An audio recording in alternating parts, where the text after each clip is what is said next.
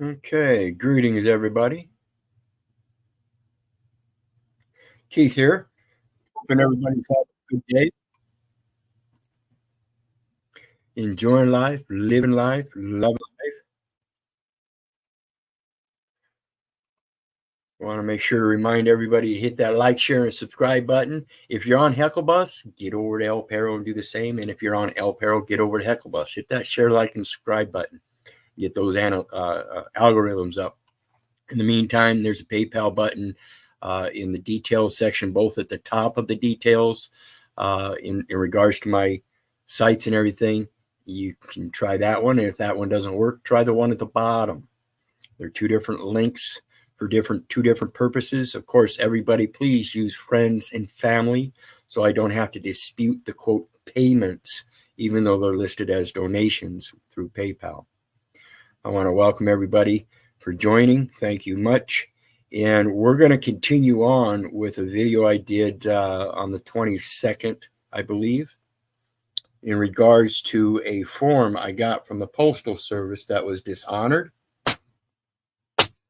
And so I wrote a nice little email to the Board of Governors of the Postal Service and got no response in 10 days. So I called up the number for filing an international claim and got some sort of, quote, supposed resolution.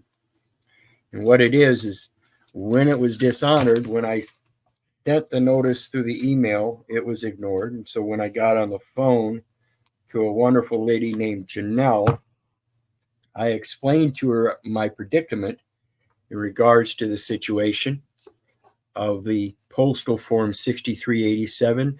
That is a public offer.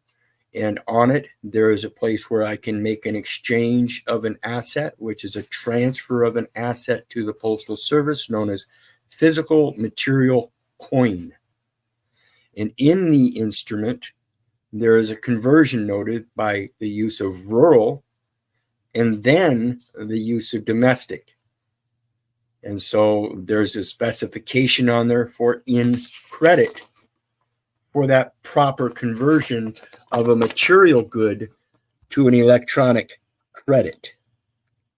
And this, of course, is under 12 USC 803 and 12 CFR 204.2, the codification and then the enforcement regulation. And both of them have a definition for deposit stating the unpaid balance of money. And once it's deposited, that financial institution has already given credit or they are obligated to give credit. And that is the specific direction that was given, that was ignored, and because they didn't know.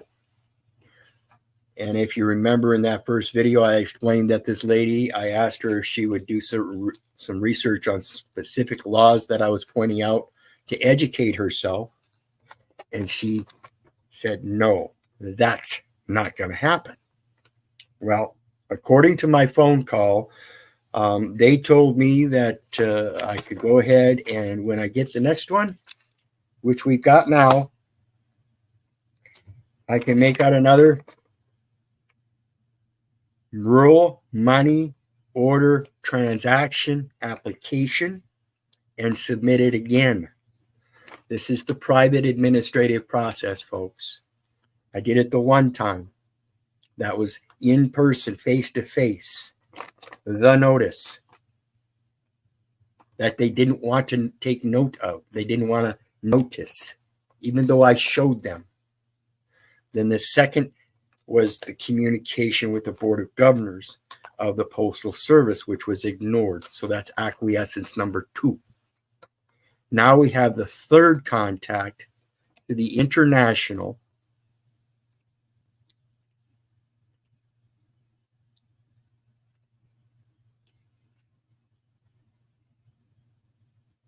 Oh, let me put this up here.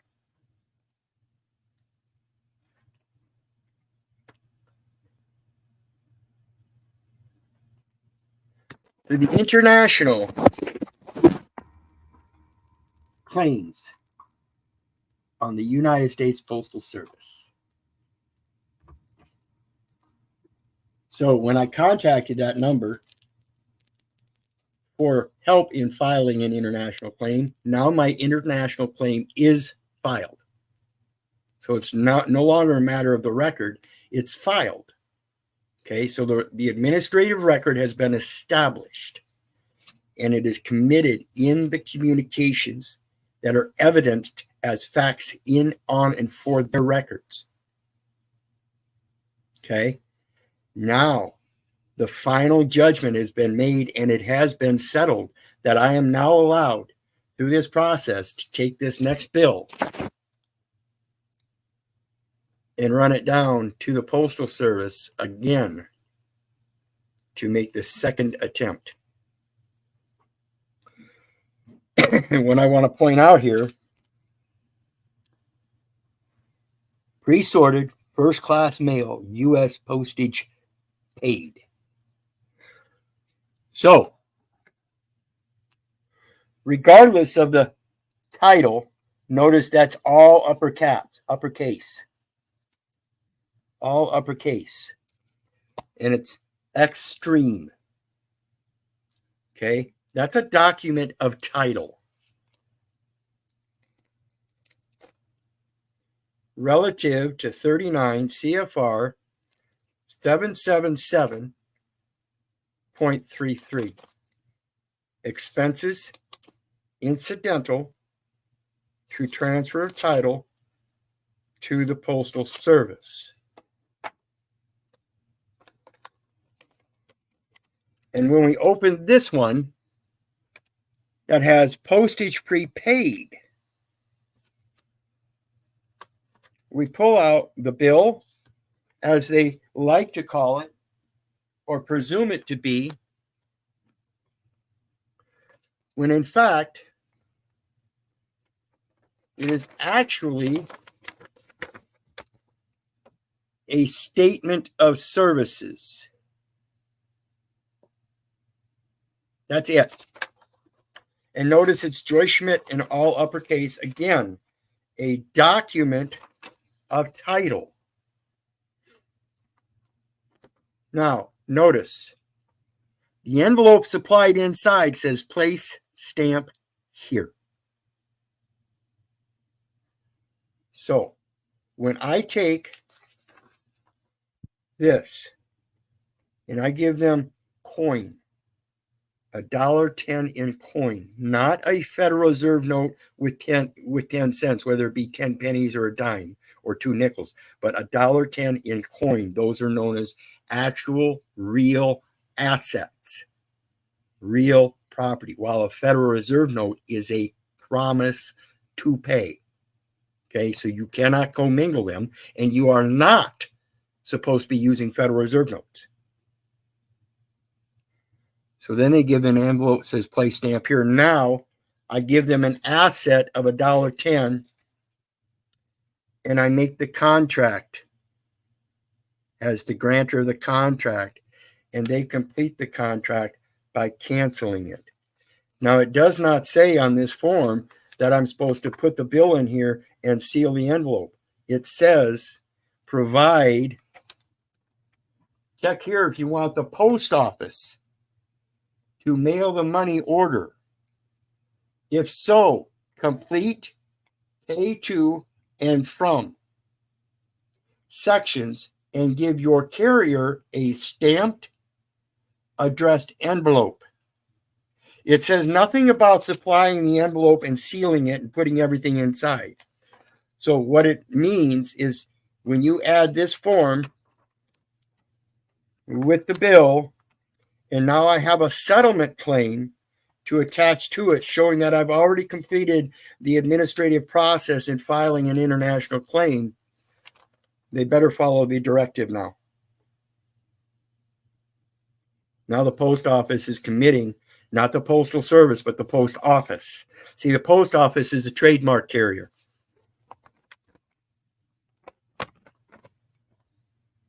United States Postal Service is the registered agent, and the post office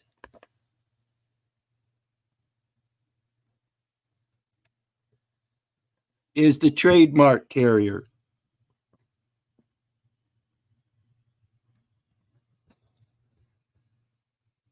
Okay. You got the Postal Service is the registered agent for the post office. And the post office is the one that grants every postal installation, which is an inland marine installation, the products and services that they can use as trustees for their commercial activities. So this was a public offer that I purchased for the $1.10 in coin for the conversion of $98.81 in credit, as noted on the form, rural. And then here it says domestic money order. Okay. Look up rural and you find that it means foreign, outside of the domestic country. So this time I get to take this, detach the coupon exactly like I did before, attach the paperwork that I tried to present earlier,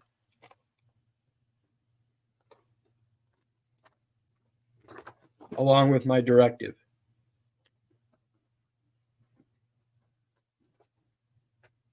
If they fail this time, it goes straight to the International Bank of Settlements, as I'm a customer of the post office.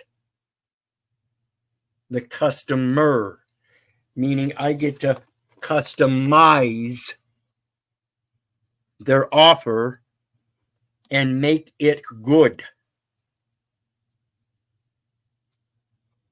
by use of a number in lieu of the address, a name and address.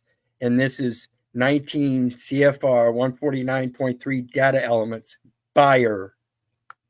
If I am buying this instrument for $1.10, so I can place my negotiations on it, clarifying that it is in fact a negotiable instrument under a document of title with the pay to the order of to the title.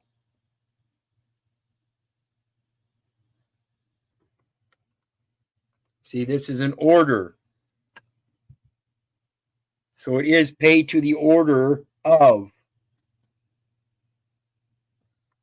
Pure and simple.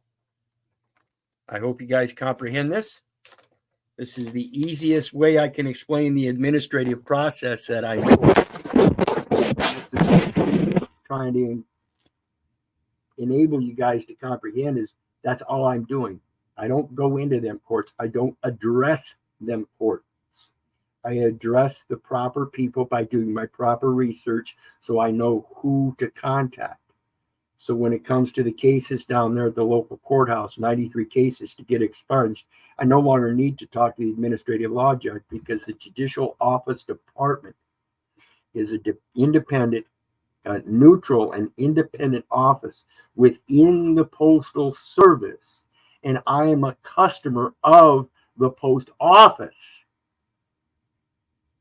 So I have a higher contract than the employees under that post office as the registered agents. I can give them orders because they offered them as an instrumentality to negotiate. That's all it is. There is nothing else. Like I explained in the videos about pay up slaves, the term pay means peace.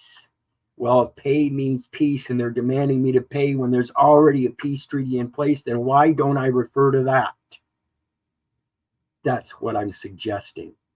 It's already there. The mechanism of operation of law already exists, and you are the ones that are confused and don't understand how to instrumentalize them. You don't know how to coin your words. And instead, you should be pursing your lips until you comprehend this. Yet, you want to sit there and reiterate what this guru taught you or what this guru taught you and keep asking questions why this doesn't apply. That none of that UCC commercial bullshit apply unless you're involved in the battle. It's literally known as the battle of the forms. And if you want to quit battling everything, then quit the battle within yourself and learn how to negotiate yourself. Ain't no one else can do it for you. None.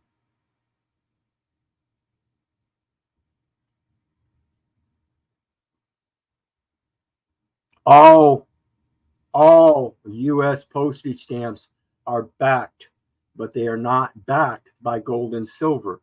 They are backed by the concept that the post office is the one that holds the real estate investment trust through the SEC, and not the corporate United States nor the federal government, which means all entities of the government of the United States, including the United States Postal Service as the registered agent, and the Postal Regulatory Commission, the commission or board of officers of the post office, the Judicial Office Department, independent and neutral. Period. All you have to do is step into the neutrality. You realize that the peace is already there, and all you have to do is go forth in that peace. I come in peace. I am in peace. I will pass through in peace. I will pass through the halls of your chambers of commerce in peace. This is the original memorial that should have been made when mom gave birth to that child, and they tried to proclaim a probate of a state because nobody came forth with the living will of the living Father, of the living God, of the living Word. And until you learn how to do that, you're going to be beguiled and violated in every aspect you can possibly think of.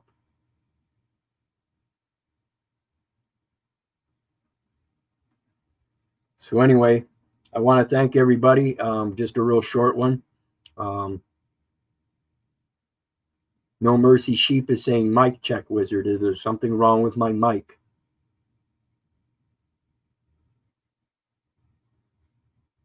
My apologies. My apologies. I think that was around the time I was addressing the 1 cent stamp, 2 cent stamp, 3 cent stamp. I don't know.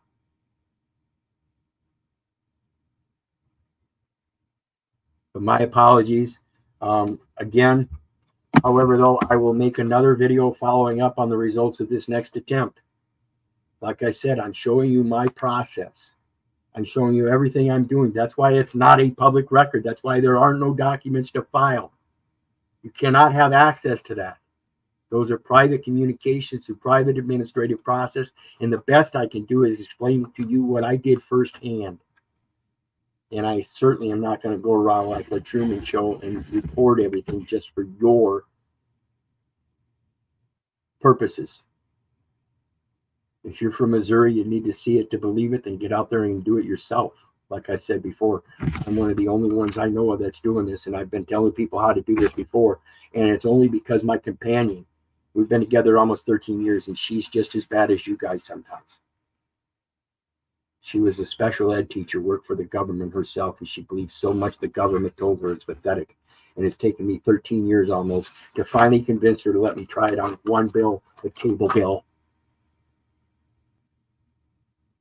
Like I said before, so we're going to try it with the cable bill, and then once we get this perfected, then the rest of them should go through the same way. It's just going to be a matter of establishing a foundation that's already been done with another company, and it works the same way with the telephone company, the utility company, the water company, the electric company, the garbage company, the city, the county, the state, the international form, just as well as the national form. It's uniform throughout all jurisdictions. And you guys are just making way too much of it, just like I did. Like I said, I spent my younger years walking around with a fucking dictionary in my pocket, and it made me a thesaurus throat. It gave me a thesaurus throat. Maybe that's why I'm sounding a little harsh tonight. I don't know. What I do know is my firsthand experiences tells me everybody else is doing shit wrong, just like I was doing it wrong all my life. I'm finding a much better way to do it in peace without having to be belligerent. Putting the simple facts on paper and placing them in simple international claims as they are, by correcting the words and terms that everybody else believes they are using appropriately when they're not. You cannot sit there and say that you get to appropriate anything that comes from upper hand. It's already appropriated. It's already been discerned. It's already been an operation of law, and that's why it stands to this day. People think that this corporate war is the true sense of the law, and that's just the statutes and everything, so they can commercially bind people in that war. Again, battle of the forms. What form are you? When God formed man of the dust of the ground and he breathed the breath of life into his nostrils, do you believe that you became a living soul, or are you still stuck in your personage of manhood? It's pathetic. So I want to go over one term in regards to it all. And then I'm done. And that term is plenipotentiary. Plenipotentiary. Do you see the term there? Potent. Plenipotentiary. Okay? Invested with the full armor of God, having or bestowing full power. 1640s from French plenipotentiaire, and directly from medieval Latin plenipotentiarius, having full power. If you don't have the full power and you're weak and delusional, or disillusioned, disillusioned, then I urge you to put on the full armor of God. Get back to the origin. In the beginning was the Word. Complete, full, from Pi root, Proto-Indo-European root, Pele, to fill, potential, or potentum, powerful, see, potent.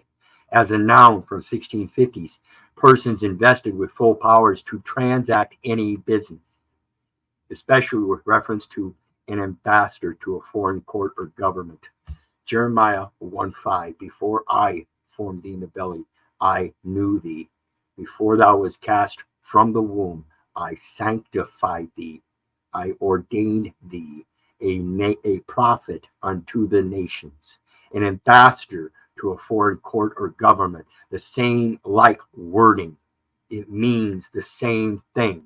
Given full power to negotiate a treaty or transact other business. Again, like the video yesterday on pay up slaves, pay means peace. And if you can't negotiate that peace, then you are the one that's fucked until you learn to do so, because no one else can do it for you. Potent, mighty, very powerful, possessed of inherent strength, powerful, present participle of poter, be powerful, powerful, able, capable, full armor of God, possible, of persons, better, preferable, chief, principal. You are, in fact, the principal in all situations where they use that name or any derivative. The principal is the name, and the obligation is the number that's attached to it. Strongest, foremost, potent, powerful, Lord. Notice it's lowercase. Having sexual power, capable of orgasm and sexual intercourse of men, is recorded by 1893.